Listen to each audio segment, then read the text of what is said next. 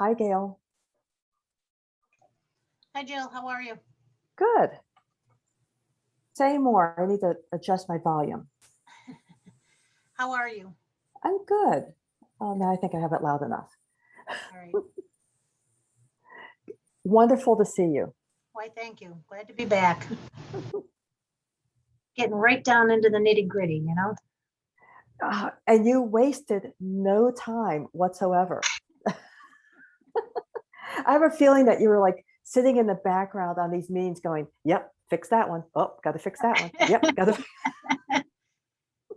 You do. You can't take the scribe out of the person, you know?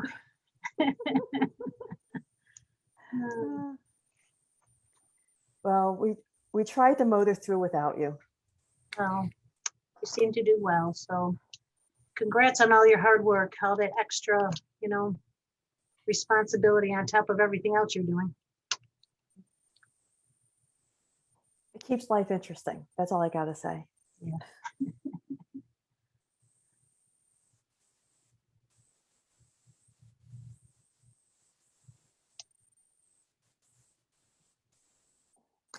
Oh, Maria Mahar said she'll be 15 minutes late.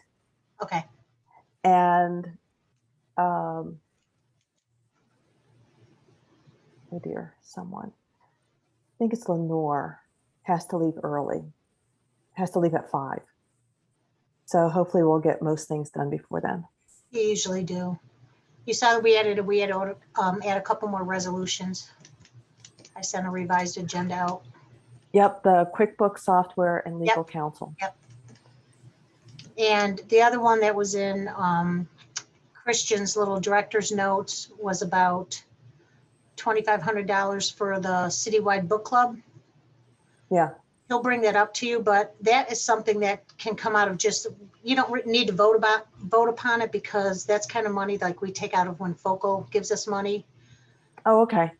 So it isn't something that has to come out of the board funds. Usually when Focal gives us money, it's already broken down to like, so much of it went to central programs, branch programs, central materials, summer reading, and we haven't really earmarked anything the last couple of years because we are in transition. So there's plenty there to cover. That's exactly what we would use it for, as programming and materials. So it's perfect. And then I hope I copied you on this.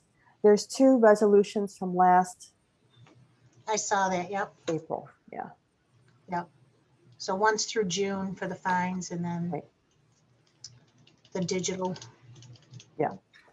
Yep.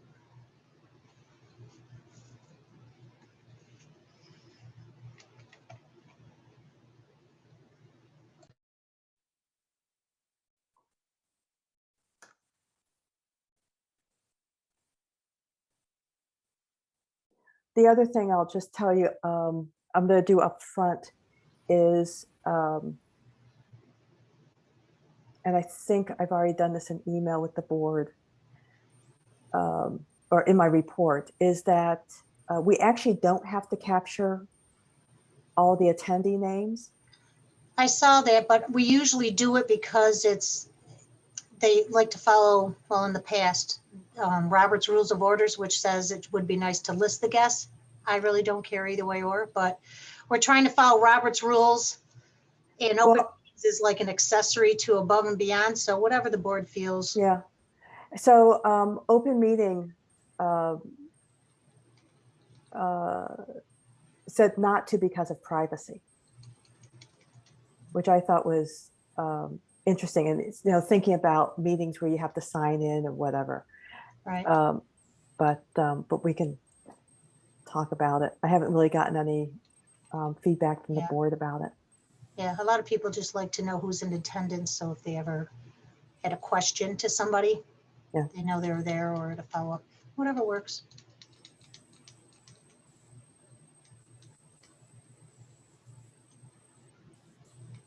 I'll stay on long enough just when the board members come on, because I don't know if they've all seen me, like to meet me. No, they haven't. So they then haven't. I'll take my face off the screen and just start scribing. Bill, it's always great to have you in the meeting. Don't sell yourself short. It's wonderful to have you back. It's a pleasure to see you again. I think the board will all feel a lot better seeing you there and knowing you're there. Hey, Ed, how you doing? How's it going, Jill? How are you? How's everybody Good. doing?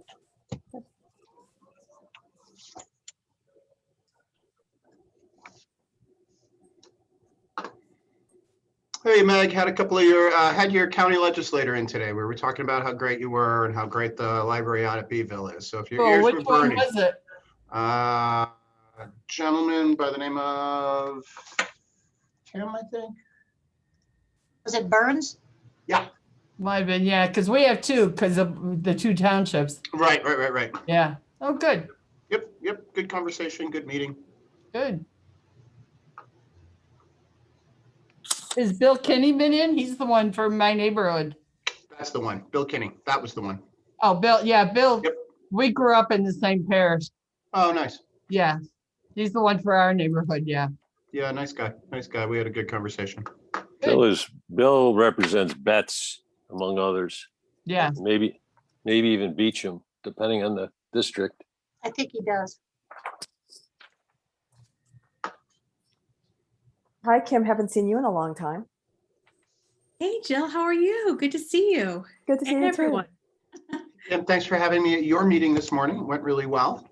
I know, a long day for both of us. Thank you for being there.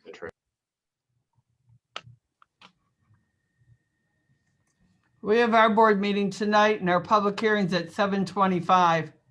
Because the board meeting's at 7:30 and usually nobody shows up for the public hearing, so. That's a long day, Meg. Yeah, I had a couple of meetings this morning and started PT at 8 a.m. So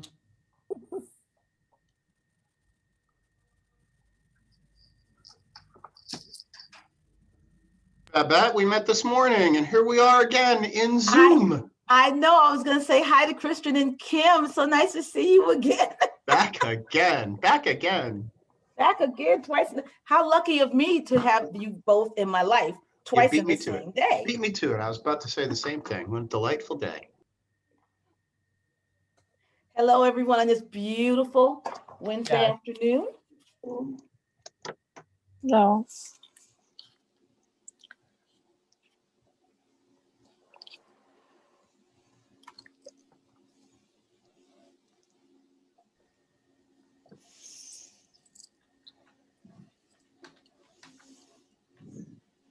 Christian, I meant to tell you, if you see this poster behind me, when I was growing up, my dad worked for the city and had this beautiful poster that said, "The hands that once picked cotton now picks presidents." And I found it online and made it one of my Zoom backgrounds. And I absolutely have always loved this. I remember as a little girl going into my dad's office and just looking at this and was just mesmerized by That this is poster. gorgeous. So, That's gorgeous. I You feel always like- have great backgrounds, actually. So Oh, thank you.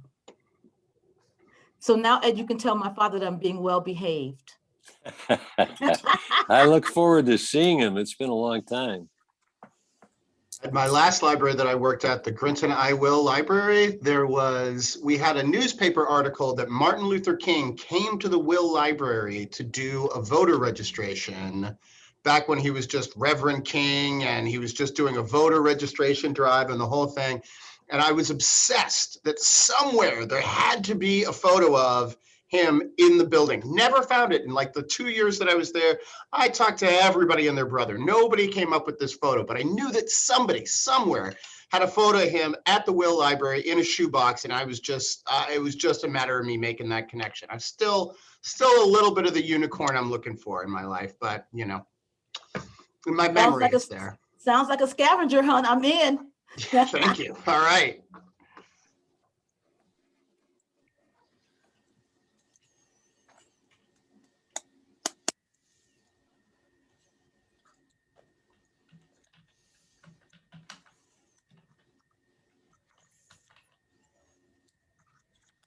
So I see myself, Etta, Ed, Babette, Sam, Lenore.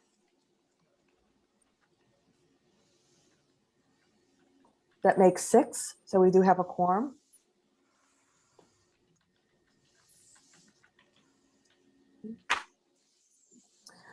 So if we can get this meeting started, by my clock, it's 4 o'clock. Welcome, everyone. There's a few things I want to take care of up front today. And the very first one is if you are in the gallery view, find Gail. Find Gail on your screen. She might be in the upper left. I don't know. But Gail Cox is administrative assistant for OCPL. She was on furlough. She would lurk in the background of these meetings. I would always wonder, like, what was she thinking? Like, what did she spot that I was doing wrong? What is she going to have to fix when she comes back? Oh, she's fixing Welcome back, things. Gail. But Gail. Gail is the person who really supports us, keeps us on track, knows where things are, and is the note taker for the meeting. And so if you can all just welcome Gail back, this is a glorious day especially for me. So Thank you. Appreciate it. see you tomorrow. Bye, Cal.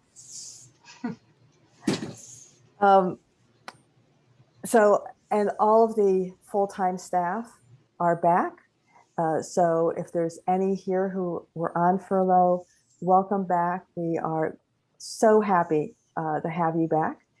And I'm sure we'll be hearing more about how the reopening is going, the further opening of the libraries.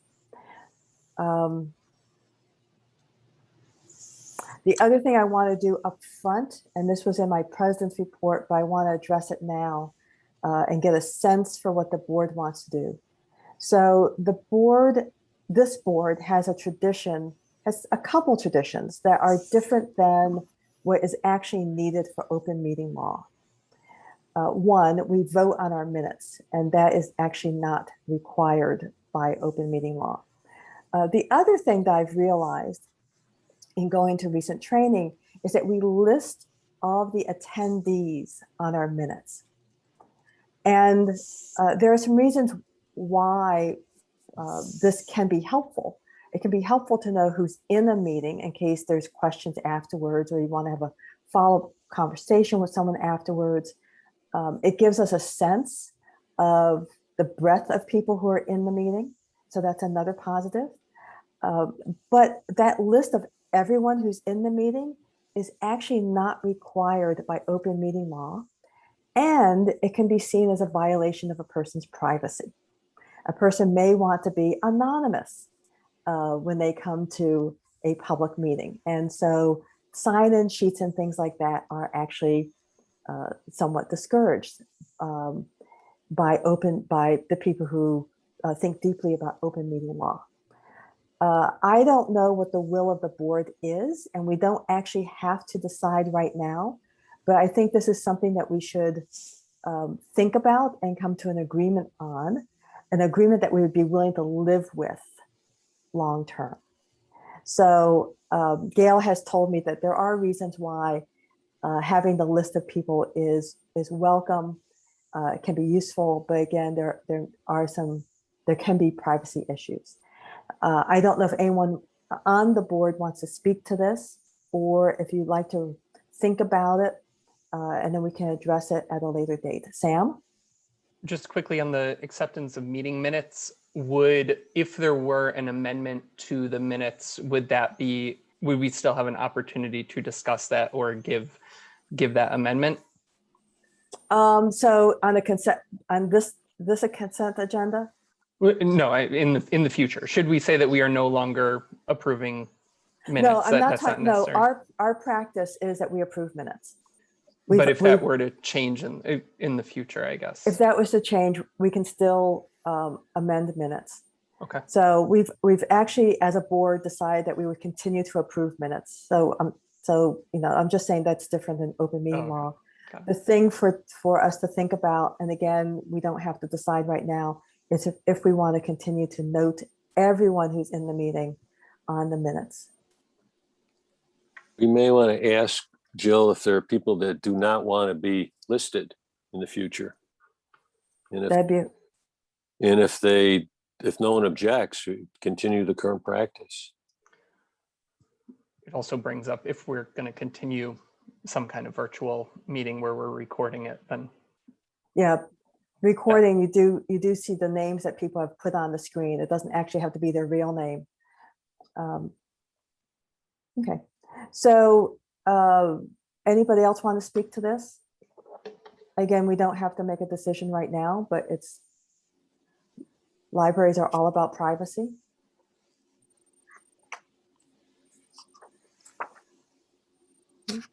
Okay, so let's continue with the current practice of listing people on the minutes. We can think offline about how we might accommodate privacy in the future, but just recognize that that's something that we probably should be doing. Okay, so we have a consent agenda. I don't believe there's any April absences, but we do have the approval of minutes. I'll move the minutes Ed as moves. written. Do I have a second? A second. Oh, who was that? That was Etta? Yes. Etta seconds. Is All in Tim favor? coming? Sorry. Aye. I thought Tim was coming. Oh, I thought he was too. So he's not here at the moment, Okay, unless he's on this iPhone thing that I can't see.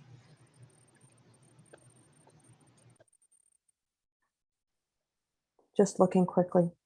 I don't see him, but I know that I believe he was coming. Okay, so all in favor of approval of the consent agenda? Say Aye. aye. Aye. Any opposed? Any abstentions? Thank you. The director's report is next. Christian, anything that you want to highlight? Yeah, I actually have some updates for folks that are very exciting and very of the moment. And if you see me hey, Tim, how you doing?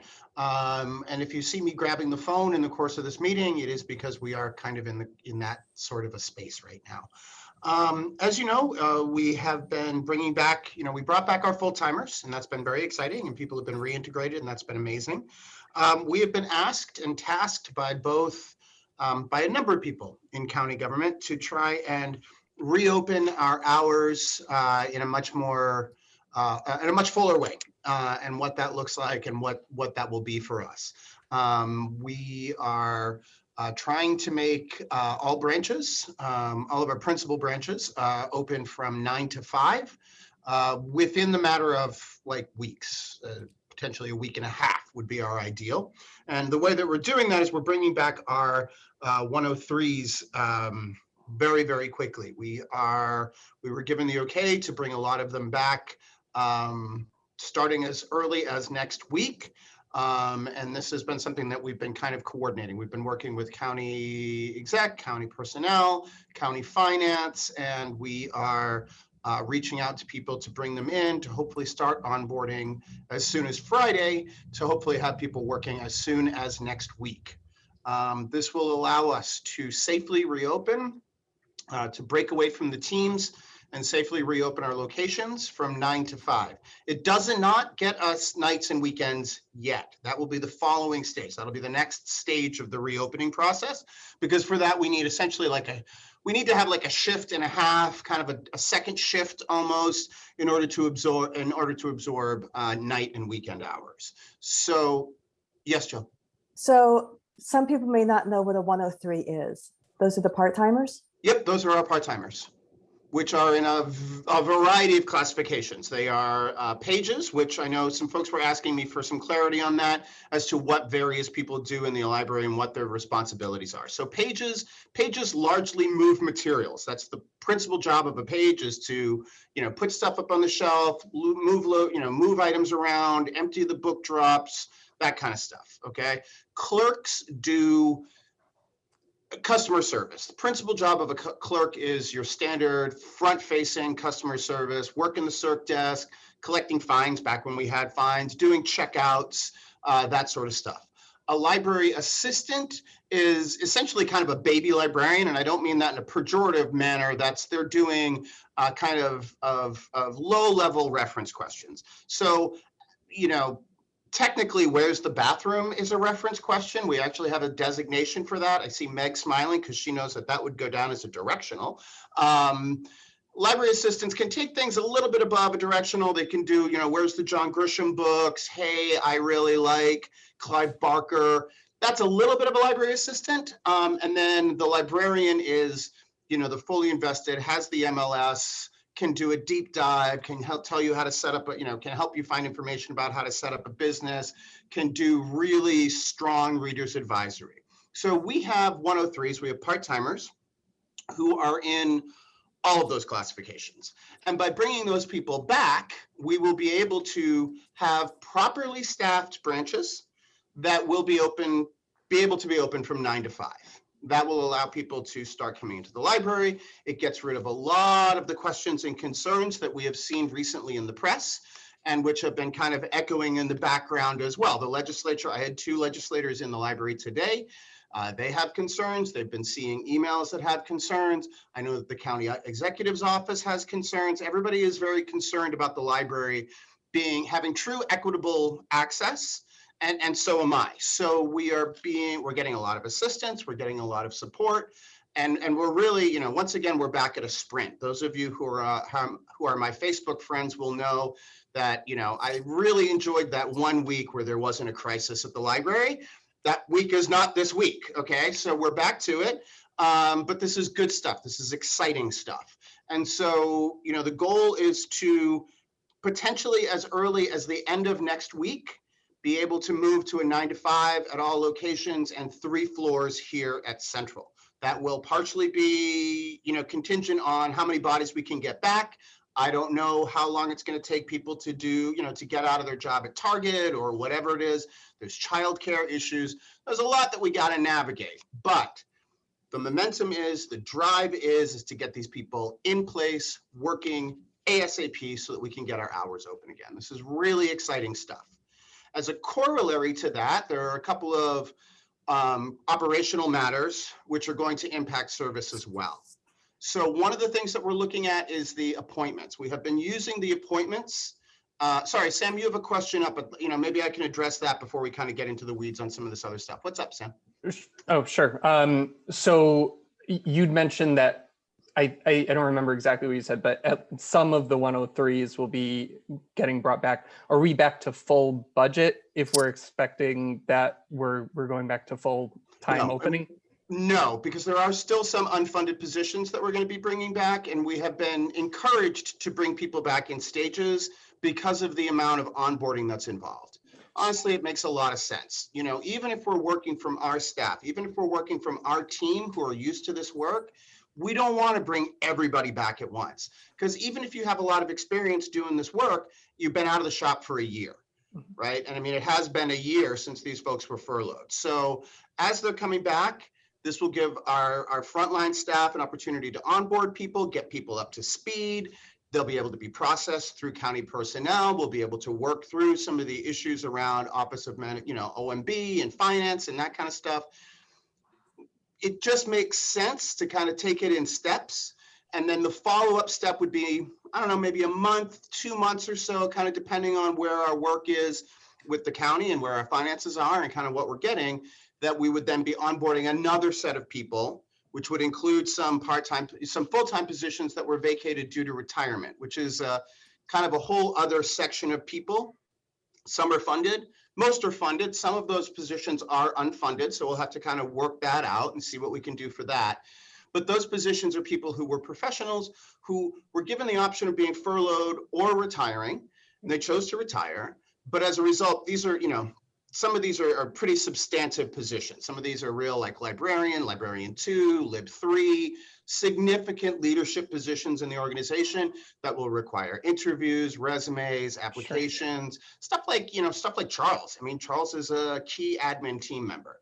You don't just replace Charles, right? You got to do the interview, you got to bring people in, and we got to kind of move people up from there. So this is phase like 4 of a 5-phase reopening around staffing and an important expansion of hours, but not the complete expansion of hours. So I guess my expectation, and again, not tomorrow, but say in 6 months, is that if the libraries are going to be operating at a level that they were operating at 18 months ago, that the same level of staffing and budget and all of that would be the same too, and that we're not experiencing cuts and being asked to deliver services at the same level. So that's the purpose of the question. You and I are very much in accord on this. And that is going to, and so I guess just confirming that's actually what's going to. My power to assure you that that will happen. I mean, yes, it is, but I mean, I'm obviously not in control of our budget. So will we be whole at the end of this? Yeah, I sure hope so.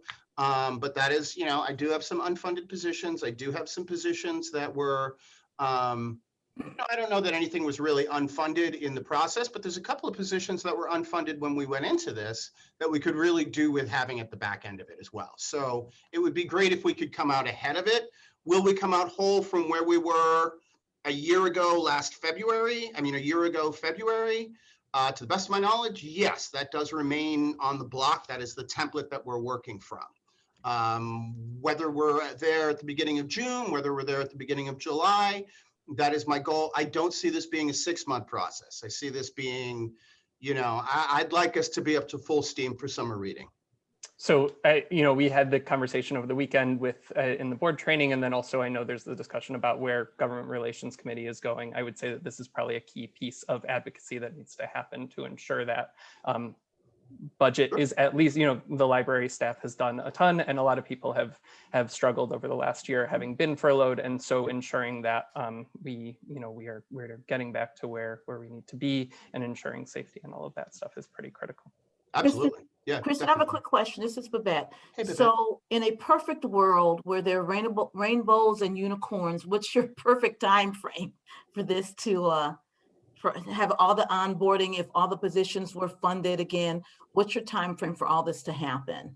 I'd like it for the start of summer. I mean, I'd like for it to happen June 1st, July 1st at the outset. That would be my rainbows and unicorns perfect world, right? Because we're in April now. I'm onboarding people. I figure maybe we bring everybody on. It takes a week, maybe 2 weeks before we're back to the hours being 9 to 5. And then we look to the next stage of things, which hopefully will be a little bit less kinetic. I mean, this has been turning around. This is less than a week old, this news that I'm giving you, and I didn't have confirmation of it as of last night when I was talking to you. So when I sent out my board report, which is why it was kind of, as best possible, as soon as possible, right? So my ideal would be June 1st, July 1st at the outset. I'd love to see us be a key part of the mental health response that's going to come from our society as we start to open up again. And we're seeing all the indications that we're going to see a very big change in what our national profile is going to look like starting this summer. So June 1st, July 1st, that would be my ideal. So can you put out because the hiring process is challenging in itself, right? Mm-hmm. Do you put out like preliminary feelers for people who might be interested in positions, or do you have to just really you don't even want to start any of that until you definitely know? Oh, that's all happening now. I mean, the thing is that we need VRRs certified. We need to have the positions, there's a progressive step. It's got to go to finance. It's got to go through personnel. Then it comes to us. This isn't a straight Christian gets to hire because he wants to do that thing. Right. But that process is very much in place. We have a number of VRRs that have gone over to OMB, to the management, to the finance office that are sitting there. Our materials, our requests are being very much expedited through the county executive's office. Everything has really got a bullet on it right now. I'm on speed dial with personnel. So we're moving quick. This is a very, this is a rapid response. If you think about the old, MASH units, and then there was a unit behind the lines, we're at the MASH unit now, okay? And I'm looking to move us to a full field hospital soon, very soon. Does that answer the question, or is that still too squishy, Babette? Cool, awesome. Yes, Jill. I'm sorry, Jill. I hit it, but it didn't pop off. For those who don't know, what's a VRR? I'm not exactly even sure what that stands for. It's the piece of paperwork that Vacancy review. Thank you. Vacancy review. It's a piece. It's a document that goes to. It's a document that says this position is funded. This position is open. I can hire somebody in that position. They will receive a paycheck. all is good in the world of employment. So it's a key document that allows us to move forward on hirings. Okay. That is at a level that's above me. I just want to be mindful of time because we do have a number of things that we need to vote on while we have quorum, and quorum is going to drop off at 5 o'clock. Great. So I don't know, Sam, if your question is critical or not, but I just want to be mindful.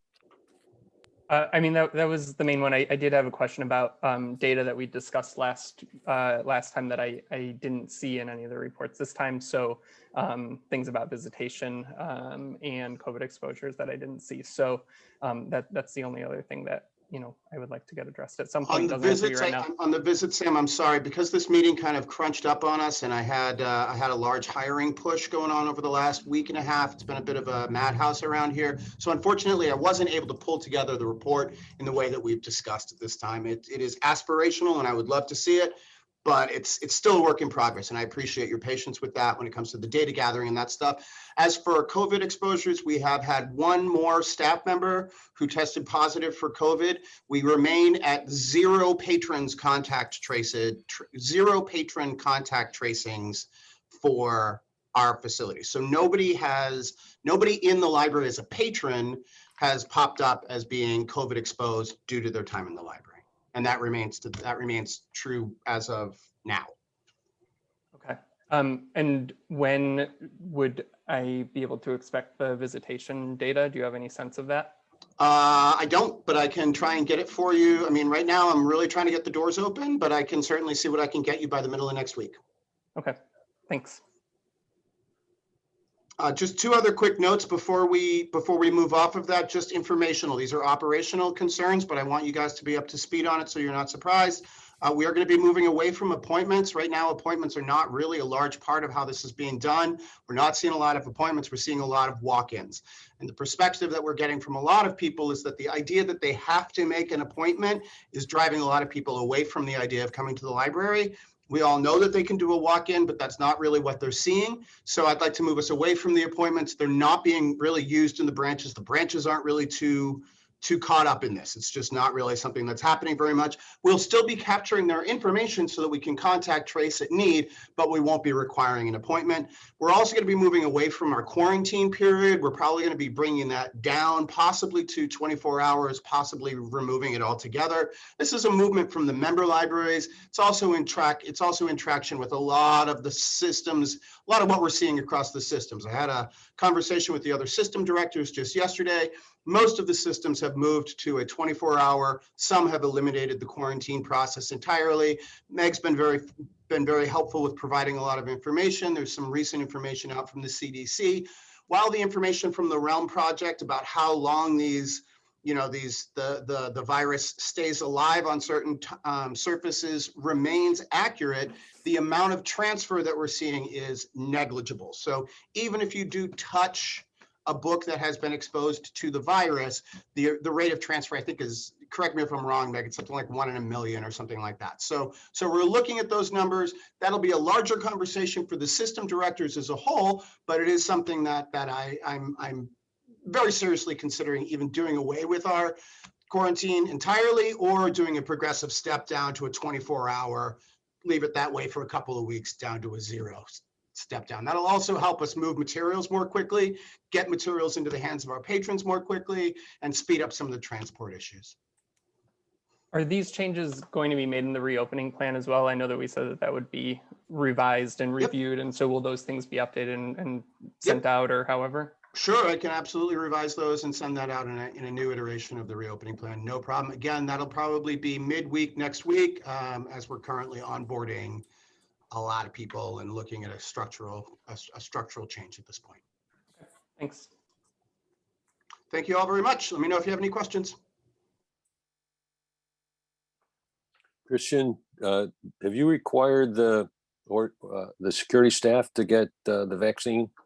I don't require anyone to get the vaccine. I can't require anyone to get the vaccine. We are encouraging. Well, have you encouraged it? Yeah. Yeah, of course. Yep. And do we know if any of them have gotten it? I don't know. As that's covered, that's covered under privacy. That would be medical information. I don't No, actually. I'm not go- asking specifically, but I'm sorry, I'm just trying to answer your question. I don't even know how many of my staff got the vaccine. But I'm certainly going to, I've certainly encouraged anyone who will sit and listen to me to please get the vaccine as soon as possible. And for our security staff, it's been nice because once they work in libraries, then they're eligible where they may not have been prior to that.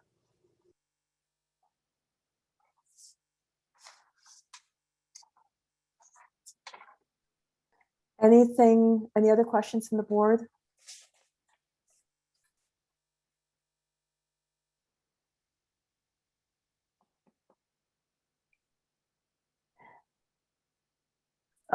One of the things, Christian, in your report is about Mayor Walsh's citywide book club, and talking before the meeting started, one suggestion was to use money from Focal. Yep, which For is that? great. That Yeah. sounds great to me. I'm very much in favor of that. They're very excited to work with us, and we have a lot of really great plans for what that'll look like. And so that would be my recommendation. I'd love to do that. Thank you to Kim and for Focal for making that possible. Be about $2,500 will get us fully stocked with all the materials that we need to properly support this. That puts multiple copies of every book on the list into all of our branches. It allows us to have book club kits for each of the titles as well. And that gives us, I know Katie's very excited, that gives us a lot more flexibility in that fund to bring those materials in. I would be lying if I told you that she didn't do a dance in her office today when I told her that we could use Focal money and that we were moving forward from there. Is that something we have to vote on to approve, Jill? No. No, okay, good. May I ask a question?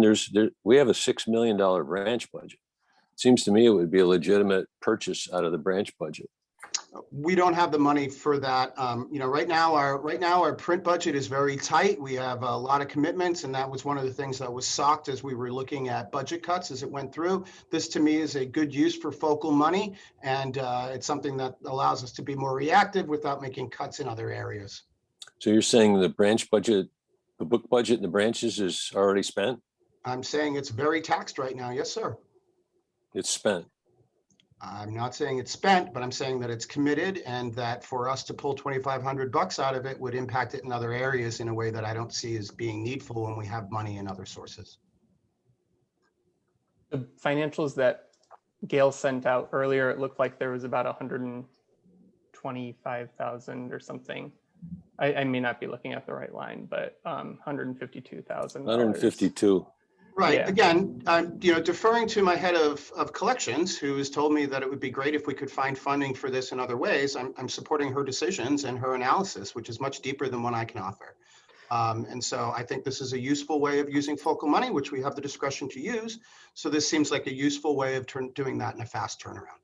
The last few years, so I think this is the third year that this has happened. I think the last few years there's been funding from outside agencies. I think Legal Services of Central New York funded some of the books last year.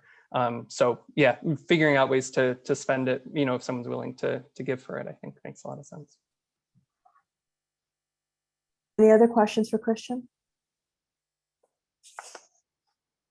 Christian, thank you. Thank you. So from my report,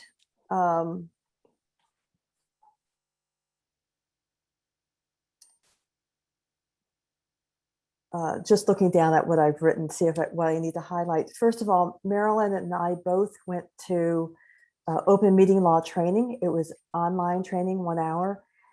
We, as a library board of trustees, need to abide by open meeting law, and I find the training very helpful, and I've been through the training a couple of times. Marilyn now is not on the board, and so it'd be helpful in the future if some other people want to go through open meeting law training or watch it online. There are nuances in there that you pick up every time you go through open meeting law training, and I think would be helpful to have more than just me and probably Ed conversant in it. Jill, are there any particular areas that stuck out at you, that places where we might not be fully compliant? It's not where we're not compliant, it's how we how we do things. So in terms of agendas, minutes, you know, who's in the, how, you know, as I said at the start of this meeting, how do we note who's in the meeting? Is that, do we have to do that because, do we have to do that? And the answer is no. Information about going into executive session. And so it's just getting a better handle on the little things that we need to be cognizant of as a public board. Mhm. So again, I just wanted to call that out. We had our session with Jerry Nichols on Saturday, and from what I've heard, people got a lot out of the session. It was 2 hours. We went a little bit over, so my apologies for going over a little bit.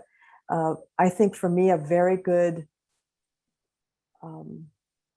level setting of what it means to be a board member. What does it mean to have a chief executive officer, executive director, you know, just probably many things I'll be pulling out of that session for weeks and months to come.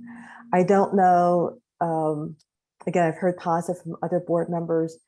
At some point, we probably should talk among ourselves about what we learned from that session, what we want to carry forward from that session.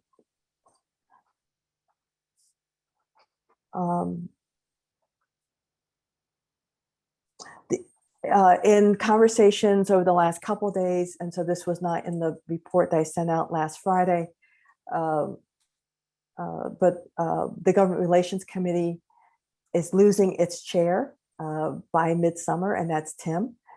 Tim has stayed on the board even though his term was ended. He has not yet been replaced, but he has said that he will step off by July 1st, even if he hasn't been replaced. Tim is the chair of the Government Relations Committee, and we need to think about how to carry that committee forward in the future. In terms of what our bylaws say, in terms of who's on that committee now, there are some things for us to think about. And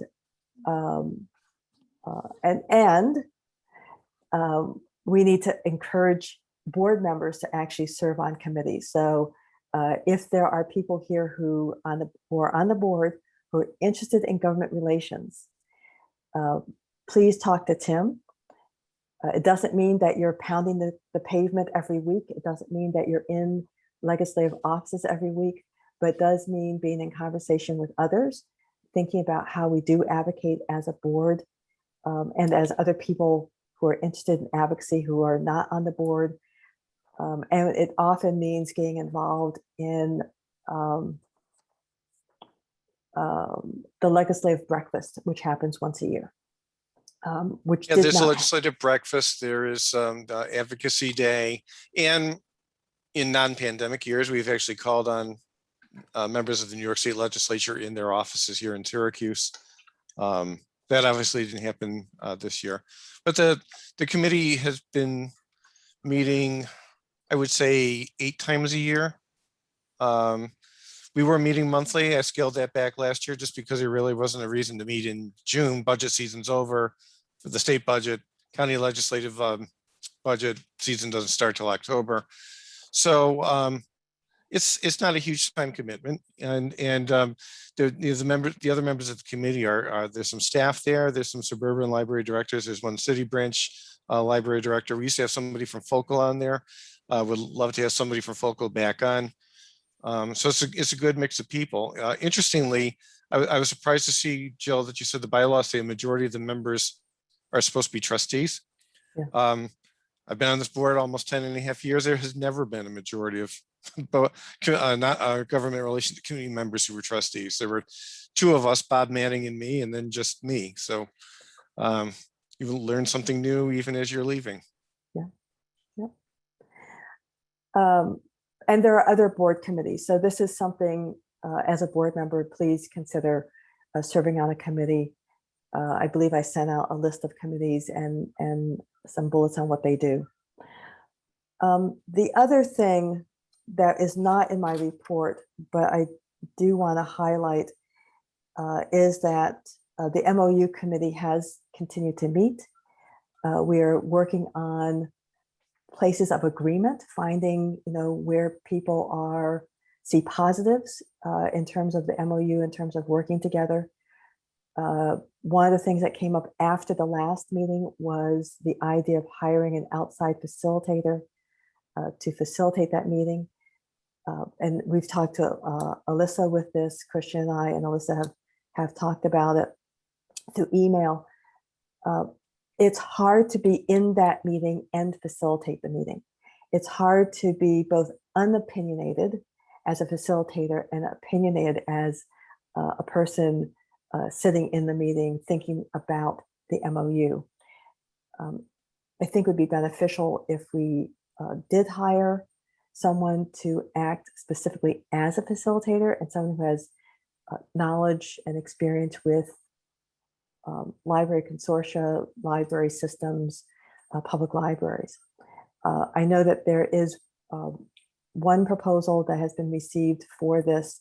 And so I would offer, as we think about how we spend the finances of the board and what is where we need to get things done, that this might be a place where we would want to spend $1,000, $2,000 in terms of a facilitator. Christian, I don't know if there's anything that you would want to say about this. I don't think the proposal has been sent out to the board, which is why I haven't mentioned the person's name. I'm just very much in favor of it. This is a challenging document that has been challenging for a number of different iterations of executive director and has had a hard time reaching consensus. We're working very hard at it. I think everybody's going into it with good spirits, but it would be great to have someone who could facilitate and move that conversation forward. Jill, this is Babette. So are we issuing an RFP so other consultants can apply, or you guys have already identified one, so this is like a sole source? Or so we had a conversation with Jerry Nichols on Saturday about whether he would be willing to be a facilitator for the MOU, and he has provided a proposal to Christian. So we do have a proposal from Jerry. Christian? I just kind of want to throw out there, trying to understand the difference between a system, a branch, and a member library is something that a lot of people have found very challenging throughout this process. And having somebody who has been involved in those conversations, both as a system librarian, as an educator, as a library director, it'd be great to have someone who had a little bit of on-the-ground experience on this as we're moving forward and be able to say, okay, that's a reasonable suggestion. That's not necessarily a reasonable expectation. Yeah, that's fine. I just want to make sure that we're complying with any rules or regulations that we may have around hiring a consultant. So I don't know if we have to put an RFP out there. I just want to make sure that we're complying with what we need to comply with. So, yeah. Great. There's some Thank you, sort of Deborah. dollar threshold for when you have to put something out to bid. I mean, we're only talking about 1,000 or 2, right? Correct. Well, it's not a county bid, so I suppose we would go by our own guidelines. And I don't believe we have anything in our bylaws about Procurement. a procurement.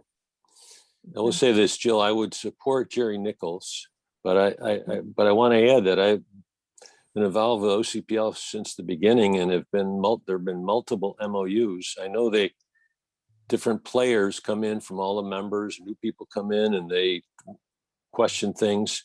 And I thought we were making progress for a while, and it seemed to come down to money. But if this can facilitate it and maybe set a model for future renewals of the MOU, I would support it, because I think for sure Jerry Nichols is about as straight a shooter and professional as I've run into. In my experience too, a neutral facilitator at a meeting like that knows the right questions to ask to steer the discussion in the right way. So he may be very helpful in that regard. Okay. When we get to resolutions, I'll offer a resolution then. I don't think there's anything else I need to note from my report. Lenore has offered to talk with me about board documentation. I would surely welcome one other person if anybody else would like to have that conversation about what kind of documentation as a board do we want to have access to on a regular basis. We had that question at 10 o'clock at night, what do you want to be able to put your fingers on, and where should that documentation live? And so it's kind of a general question at this point, just trying to think through some alternatives. And maybe I'm thinking through something we don't need, I don't know, but having a couple other board members to talk about it with would be helpful. Jill, did you also want to mention the ASSE Golden Award? I Just to did mention it? I did mention it in email. Oh, I didn't see it, sorry. So the ASSE Golden Award, which was an award that the board gave to a staff member, was sunset in the past. We're looking to revive it, and Ed has taken that on to see legally how we can do that award. Is that the right phrasing? Yes, So, thank you. possibly a report next month, but we'll see. Thank you. Lenore? Jill, I was just wondering, how does the board know to give anything to an employee? Wouldn't that be Christian's job and recommendation? This is a legal question. It was the executive director previously, Susan Mitchell, that discontinued it because she thought it was a gift and it was illegal, but it was going on from 1979 until 1990s. So it's really it starts with a legal question. And then it really would be up to administration to do the, to put the paperwork out and to create the criteria. That's something that would definitely be administrative. Got it.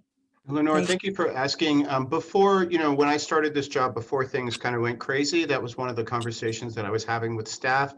The idea was that we would put out a nomination form for staff to nominate one another, and that then a committee within the organization would look at that. It wouldn't just be my call. And then we kind of make a decision based on that. But thank you for that acknowledgement. I appreciate it. That is how it works. There's a whole nomination form already set up and a history set up. And we also had, besides the ASSE Golden, which is once a year, we had a Trotsky Fund for Service Step-Up Awards that were a little bit smaller for people. The ASSE was basically for grandioso, can you save money for the county? What have you partnered with? And a lot of the staff didn't have that.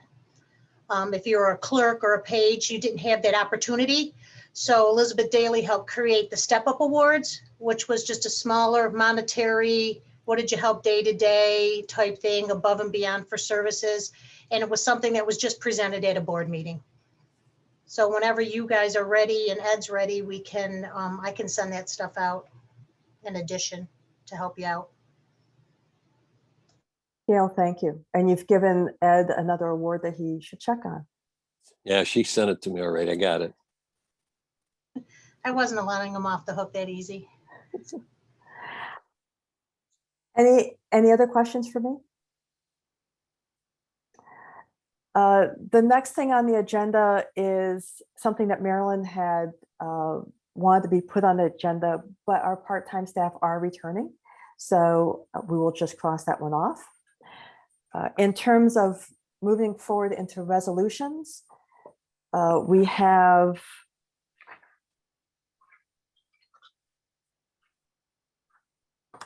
several resolutions. I'm looking for my correct paperwork. There they are. So the first resolution, Resolution 2109, is adding Mark Carter to the list of people who can sign checks. It's so resolved that OCPL Board of Trustees approves to add Mark Carter, Administrative Director, effective immediately, and retains Christian, Don, myself, and Christina to sign checks.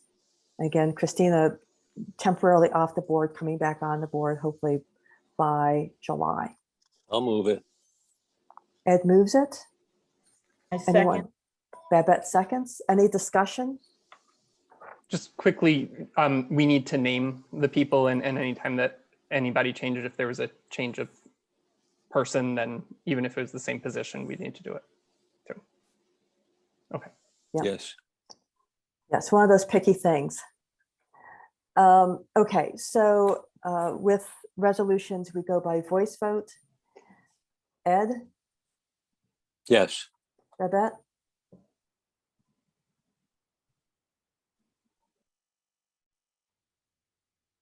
Babette, Sorry, somebody was at my door. I'm sorry, I missed that. do you want to vote for the resolution to, oh, thank you. Yes.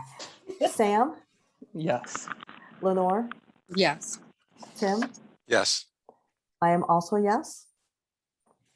I don't, oh, Maria, sorry, Yes. thank you. So that passes. Resolution 2110.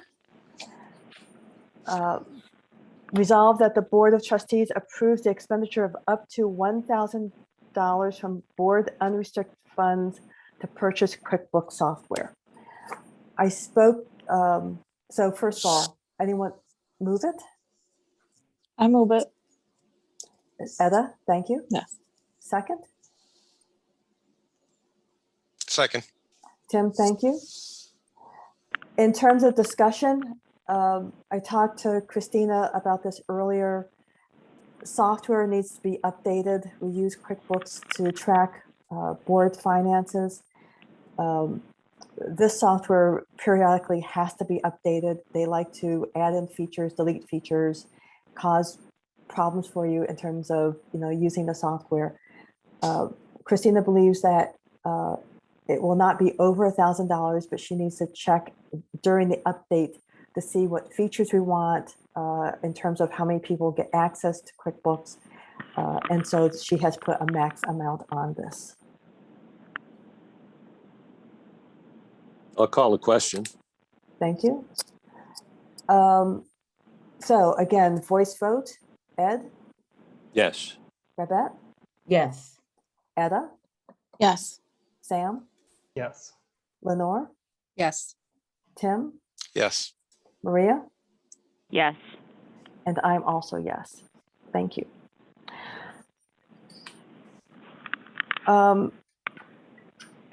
We already have,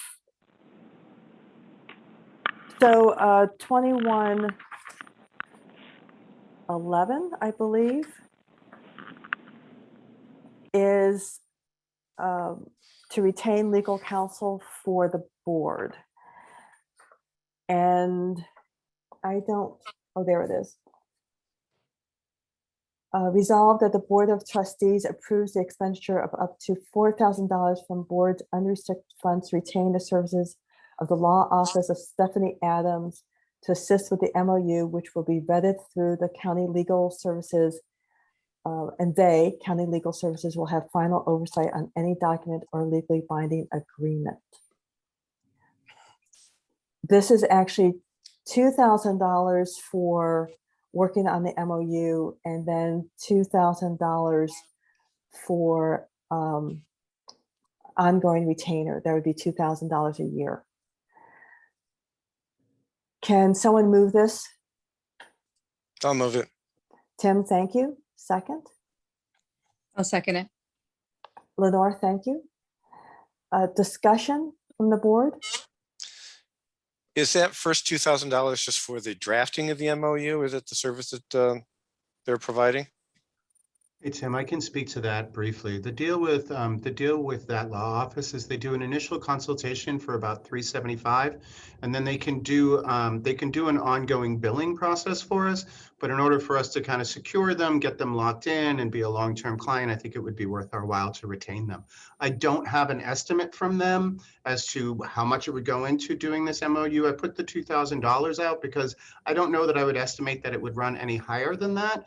But prior to this conversation, I wasn't really comfortable, running through the details or having that initial consultation. I did touch base with the county executive's office. They're very comfortable with this based on the idea that county legal would essentially call up Stephanie Adams's office, have a brief conversation with her, and then that kind of stuff. And then it would be vetted through them for the final product. But that initial 2,000 is just a straight, this is a retainer. We're bringing them on board, looking to see what this costs. And then my recommendation would be that, and I don't know that we would need to update it every year. I don't know that it would be a running $2,000 retainer. I would just recommend that we hold a $2,000 retainer with that office so that we can have, immediate legal services on pressing issues that deal with specifically with libraries and library purposes. So this is a service that county legal isn't really equipped to handle? They're equipped to handle it, and I think that they would be comfortable with it. But the argument that I made and the argument that seemed to be well received in county was that library law is a highly specialized field, as is every area of law. So there are, three, correct me if I'm wrong, Jill, there's about 3 firms that do specific library law. The law office of Stephanie Adams is the youngest, fastest, quickest. It is held in very high regard.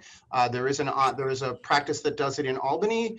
They have a good reputation, but they're about twice as fast and much slower in response from the responses that I've had from other people. We've retained their services in the past. They're a great law office.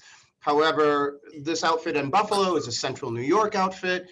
They are fast reactive, and it's definitely the up and comer when it comes to legal services in this field.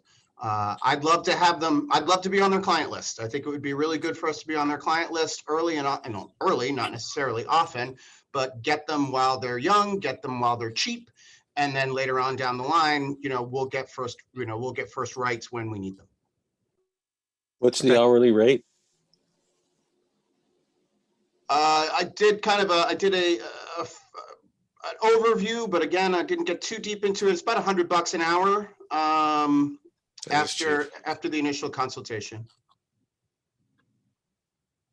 But again, I'm not representing them in any way. I don't have a formal agreement from them. This is what I've had from conversations with their management officer. I have not spoken to Stephanie directly on any of this. And so the initial consultation is, what did you say, $395? $375. Yeah, I think it's around $395. It's about an hour or so. You get a full workup of issues and stuff. There's a full write-up with recommendations and stuff off of there. They do a pretty comprehensive job on that first consultation.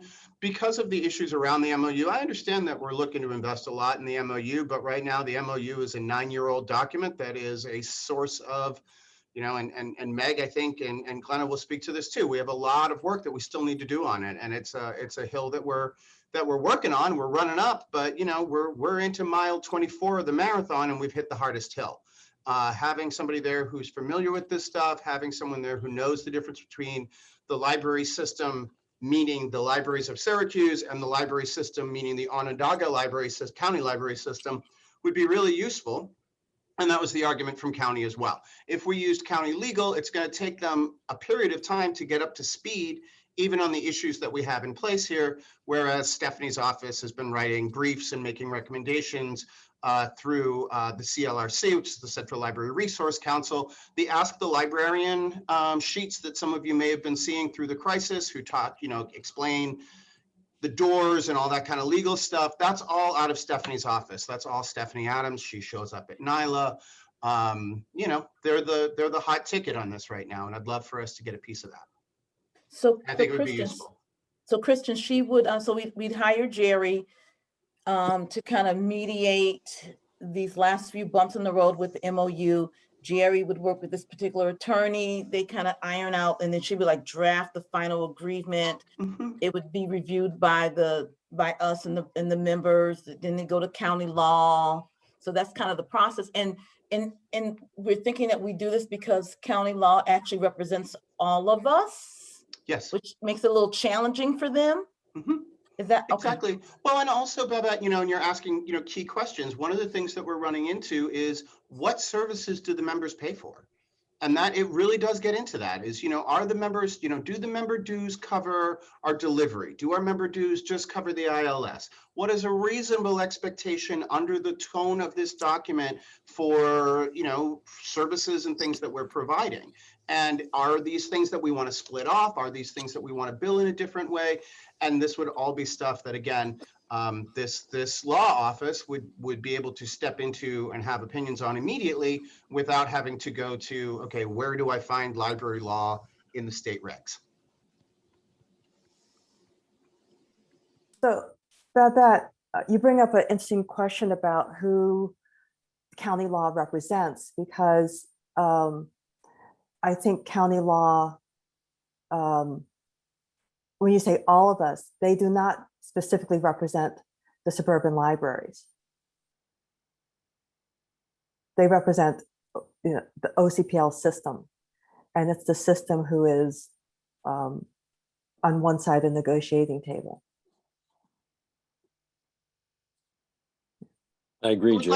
I would like to get away from us versus them dialogue on this. I'm trying to produce a high quality legal document that is fulfilling to everybody. And that has been our point all along. I'm not trying to rip anybody off, and I don't want anyone to not be legally represented by any of this.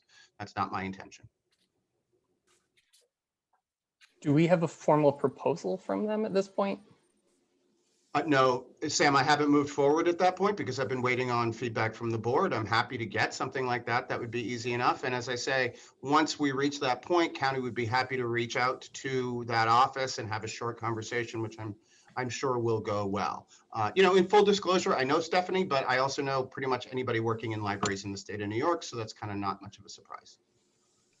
And it would be the board contracting with this law office or the county contracting? It would be the board contracting with the law office to act as your legal counsel and as our legal counsel in this process. They would be tasked with working with the members and the system and the board to create a document which is honorable and true and acceptable to everyone, that everyone can then put forward to their boards. This has been kind of one of the questions, and Meg, correct me if I'm wrong, Glenna, correct me if I'm wrong. People have concerns about bringing this document to their boards without full review, without full disclosure, and this kind of thing. And personally, if I were on a board and the law office of Stephanie Adams, kind of one of the godfathers of libraries in New York, and county legal checked it out, it would be a lot easier for me to pitch that, say, to you guys in order for the board to give it its blessing. And I think that would be the case for many of our member library boards. Although I would not speak for them, nor do I speak for member library directors in this matter.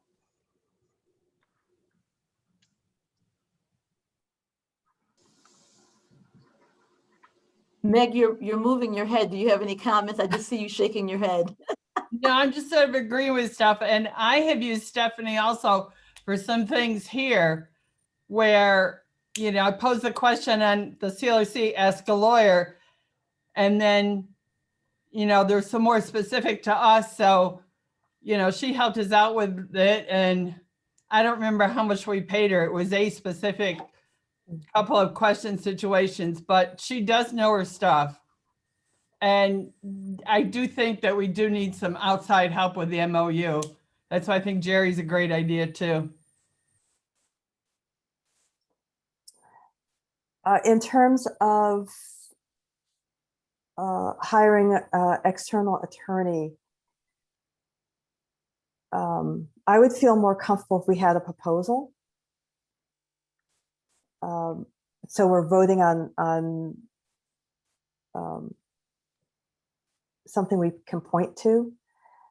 I'm also concerned about, as we describe what Cole would do, Stephanie would do, the overlap it would have with Jerry.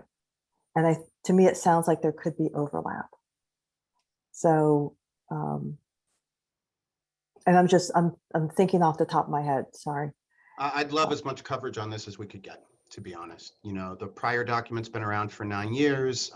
You know, the way I describe the prior document is it's like the Bible. There's enough information in there for you to fight about, but there's not enough to settle the argument. Meg and I can argue a point in that MOU in good faith for an hour.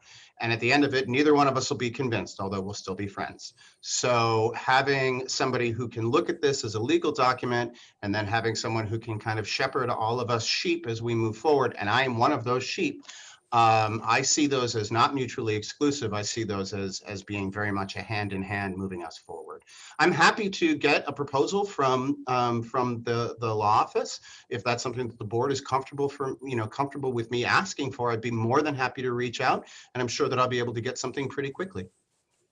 I mean, there are two questions, I think, in this resolution overall. There's one question which is, should we be hiring an external legal assistant, someone to help externally for legal work, which I'm not convinced on. I mean, we do have the county law office or county department that should be able to handle this, handles other legal matters for sure. So I think that's one question. The second question is this the law office that we would want to contract with if we were to go externally? It's in Buffalo. That's not any closer than Albany. I mean, I'd certainly want to know, are there proposals from other law offices that have this expertise as well? You mentioned that there are others that do have the expertise. And so I think giving us, especially if we're to enter into an agreement, that would be yearly, based on what we're talking about, that I'd want to know a little bit more about how we're making those choices.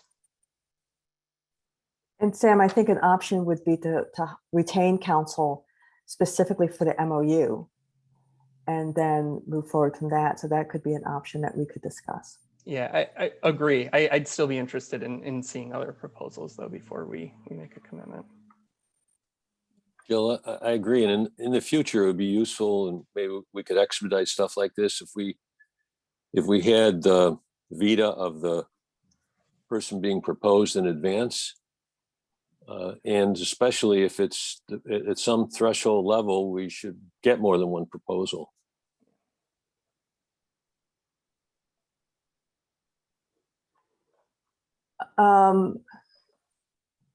Ed, you're going to have to help me with this. Do we move to table this? Well, I mean, I don't know. I mean, Yes, you can. This has been tabled previously, so we're already 2 months into this conversation to some degree. And I just want to put that out there. And I also want to point out that we have a deadline that we want to try and cross if we're trying to get the MOU done this fiscal year. A lot of people are going to have to bring that to their boards. We have probably about a month and a half window to actually get a document that's working, or else it'll be kicked down the line for the next year. well, we can be working with Jerry Nichols in the process in the meantime, so that it could be moving forward while we get some more information from one or more attorneys. That's what I was going to suggest. And then, I mean, if Jerry makes some amazing, miraculous inroads with the MOU committee, and we need to move a little faster, is it something that maybe the executive committee can address if we have to hire an attorney? If we need to retain her sooner than later.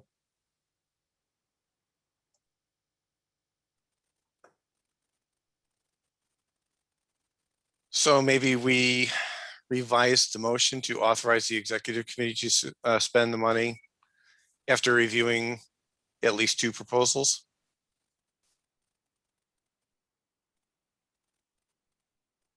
Is that a motion? I would second it.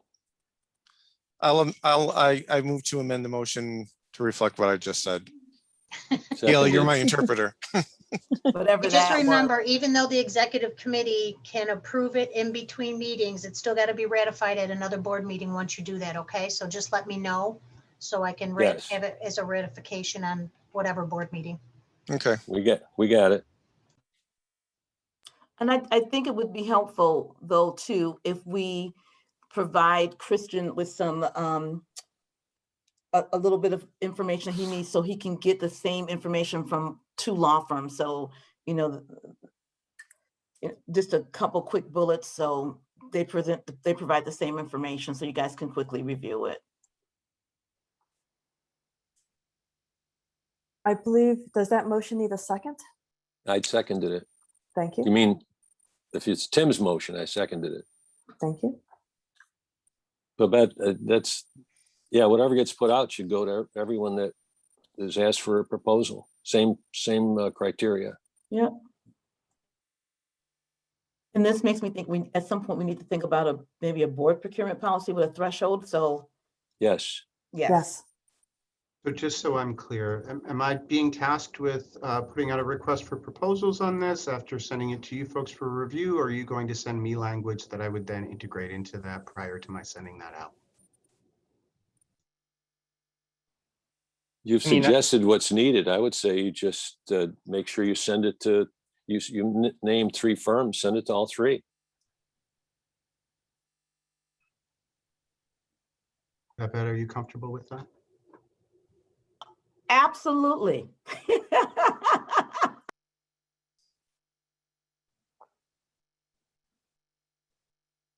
All in favor, do we need to vote on tabling? I believe we do. All in favor Well, of Well, that tabling? was amended. wait. That was I thought we amended. amended the motion and then we were going to vote on the amended motion. Oh, sorry. Can Gail read the amended motion, please? You want me to read back what he quickly just said? Okay. Yeah.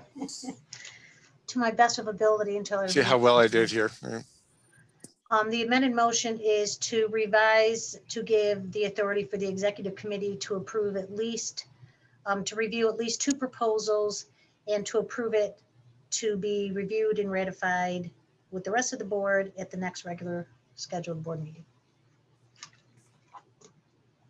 That sounds Well right. done. Okay. Ed, Yes. Babette, Yes. Etta, Yes. Sam, Yes. Tim, Yes. Maria? Yes. I'm also yes. Lenore had to leave the meeting, so that carries. I would like to make another motion because we have discussed it. I propose that we hire Jerry Nichols to facilitate the MOU discussion at a cost of $150 per hour plus $85 an hour for any report writing or background, preparatory background work needed. And I believe we should put a max on that. So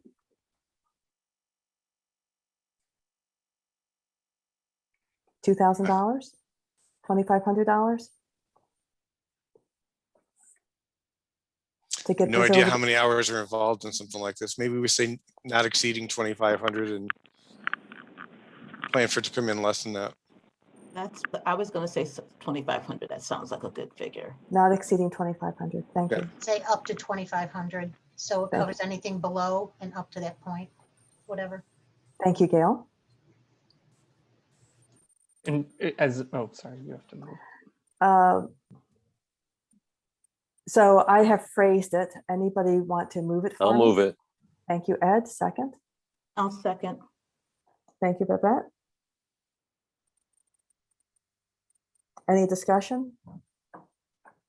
We don't feel like there's anybody else who can do the facilitation. I know that we just worked with him and we all said it, but just want to confirm. I think it's good practice to make sure there's nobody else local who could do it. For me personally, Jerry's knowledge of libraries and library systems across New York State and his understanding of library law, library best practices, makes him the best person for this.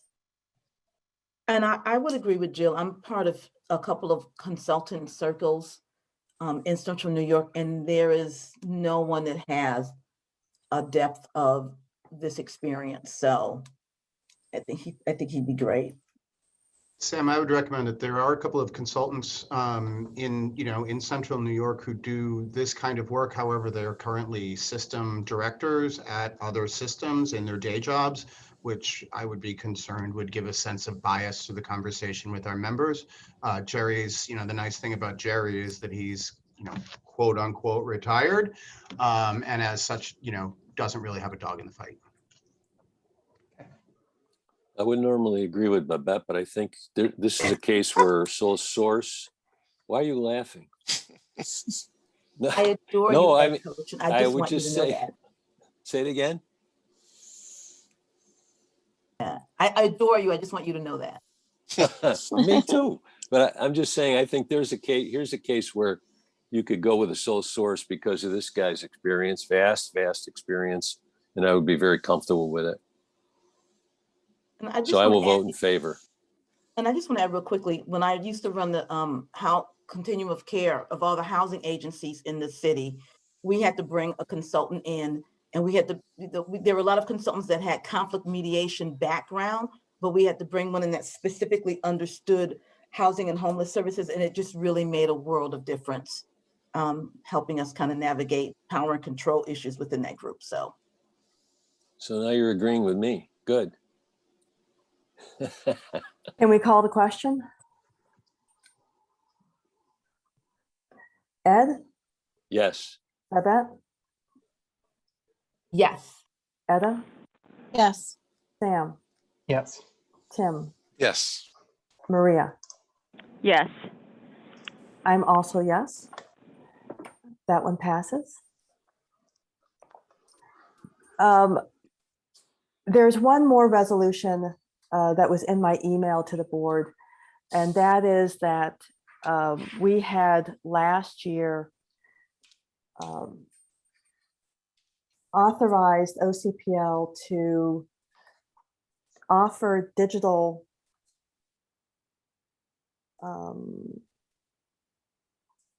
library cards and waive the usual identification requirements. That actually expired on April 1st.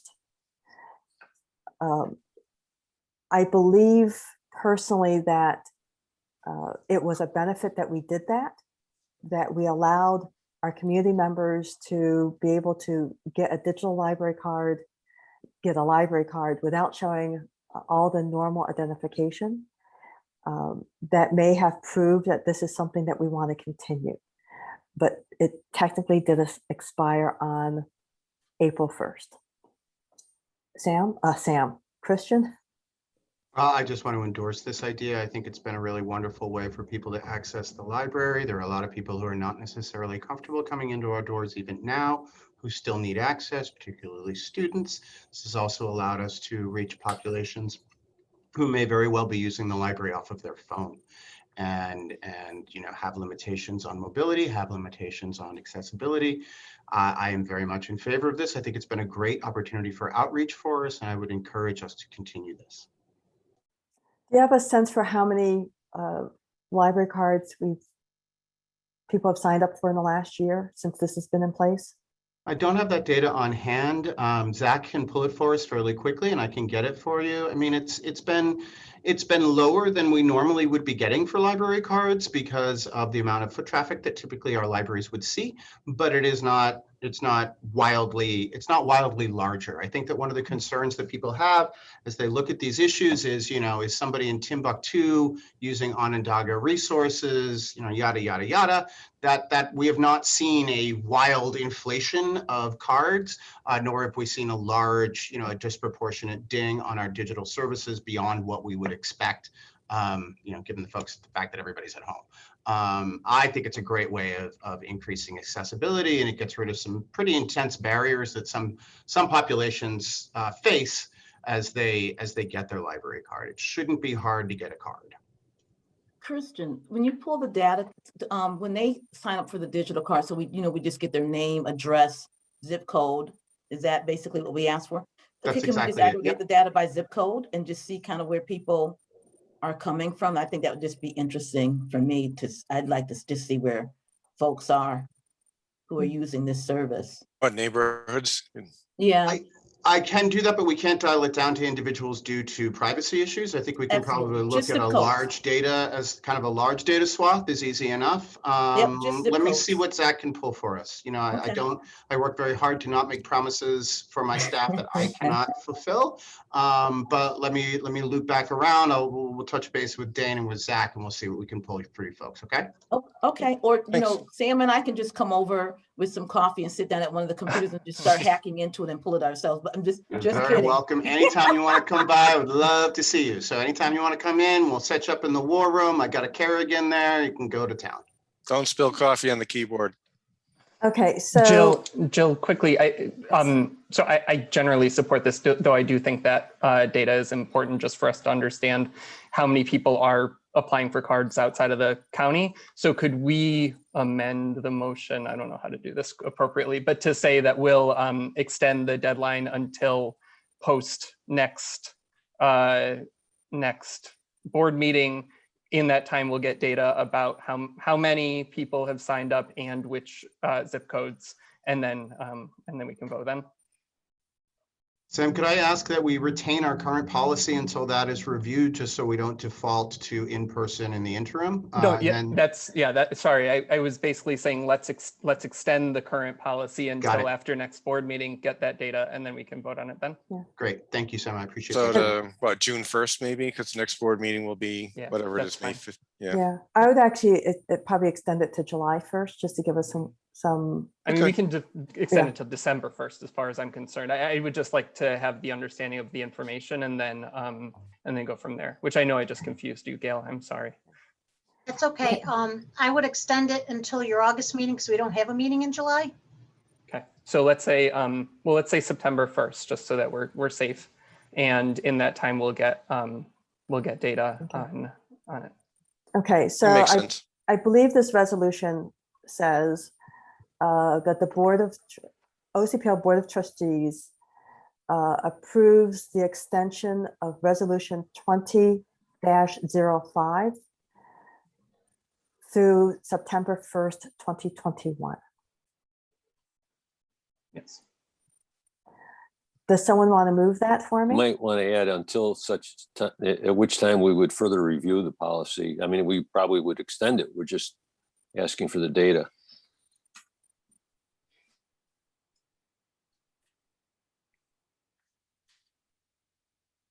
So to allow the policy to be reviewed, thank you. Does someone on the board want to move this? So moved. Babette, thank you. Second. I'll second it. Ed, thank you. Again, voice vote. Ed, Yes. Babette, Yes. Etta, Yes. Sam, Yes. Tim, Yes. Maria. Yes. I'm also yes, that passes. It is now 5:17 by my clock. We actually do not have any other things to discuss. There are no system reports. Kim does not have a report from the Friends group. We have seen Tim's report, and I think we've probably talked about a couple of different things related to that report, although we didn't say that. I don't know if there's anything else that we need to discuss. I just have one quick question. We had some good news in Focal this morning, but I don't know if Kim wants to share that yet. You don't have to if you don't want to, Kim. I'll report next month. So Oh, man, thank you. That for a teaser. how am I going to sleep for the next one? I don't know. I don't know. Yeah. Dun, dun, dun, And- dun.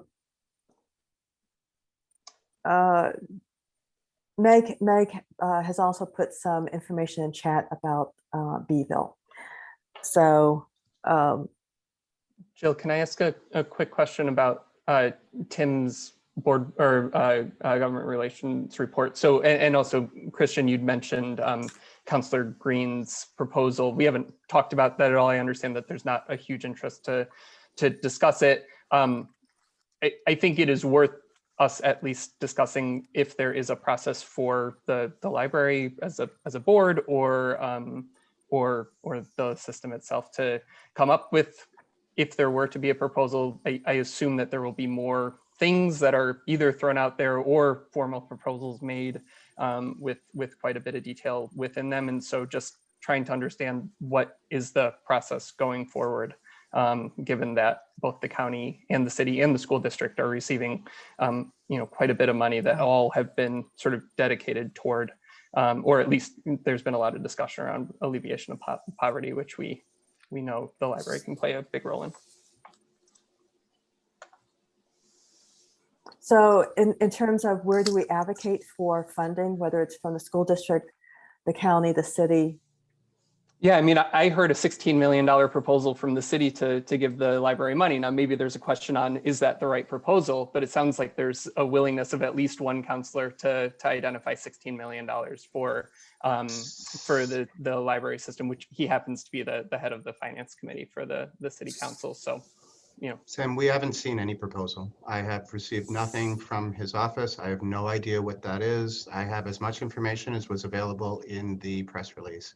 My concern is that this is going to be a politicized issue that I don't think that we should engage in at this point, because this person's going to be running for mayor, and I wouldn't want to seem as if we are endorsing something that we have absolutely no information on. I have not been contacted. I don't know what is in mind here. I'd certainly like to spend a bunch of the money that's on the table, don't get me wrong, but I would like for us to be, I'd like for that to be driven in projects that we're driving to. I am going to be part of the conversation about broadband. That is a Central New York effort, and I'm going to be one of the people who's discussing that for the county. So I'm definitely going to be part of that conversation. And I think that as we get closer, as we make our pitch, I think we'll be able to make our pitch. I'd love to see it in capital. I would love to use this as an opportunity to develop our capital plan, and maybe that's something that we could be looking at, is what our capital plan ask from us might be. And there's certainly some capital services that we could use, and some stuff that would be a benefit to us in that area. So Kristen, I guess that. I'm Go sorry, ahead, Sam, Devin. go ahead. I was just gonna. I think he is a city councilor. I know that he's running for mayor. He is a sitting city councilor. I think being at least sort of thinking about how to be responsive there, I would argue is important. Whether the proposal makes sense or not, and I think also just being clear about when we'd have those kind of proposals that you think are important for how we kind of upgrade the capital infrastructure of the library system. I don't know the schedule exactly of these dollars, but I know that decisions are being made. The mayor talked in his budget presentation last week or whenever that was about the plans. The county executive has done the same thing. So there are discussions being had about probably about $250 to $300 million that are coming to Central New York. And so ensuring that there are proposals from the library, I think, is pretty critical. Yeah, and I did send an email. I would like us to maybe just draft like a one pager. I mean, one of the nice things is that we have branches in every single community in the city. And if there's money that's going to be put out there around, poverty initiatives, and even in the county. I mean, Kristen, you mentioned this morning about about possibly the bookmobile doing more, sitting at more places in the county. I mean, I think it's important for us just to have maybe just like a one pager talking about how important libraries are to alleviating poverty and addressing social determinants. And, if there was a pot of money, this is what we would use it for, to address some of these issues in our community. I don't think it needs to be any more than a one pager.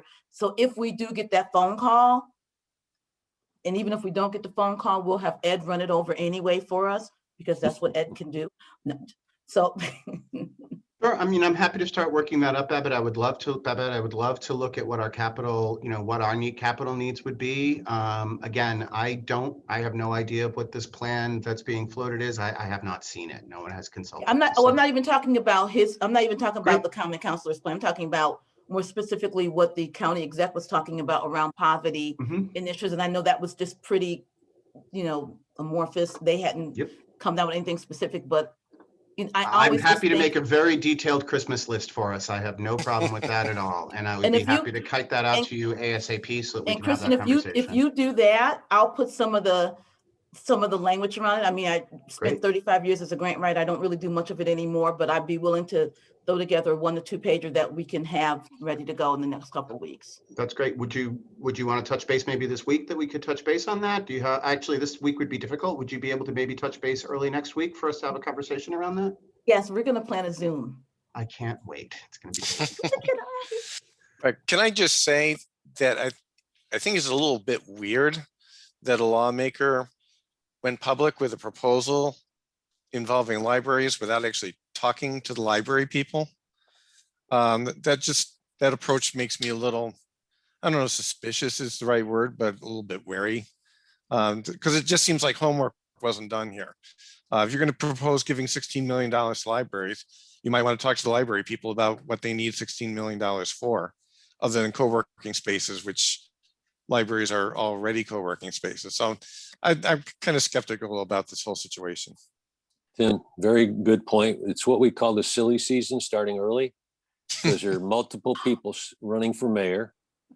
And so we don't, who knows who will be successful, who won't, but we can't afford to not only alienate incumbents. So we have to try to find line here. But I mean, if I were to comment, I would have said, boy, we always welcome anybody who wants to do something that acknowledges the importance of the library, but we've never seen this. And so we can't really comment beyond that. And Tim, we most certainly have been in this position before.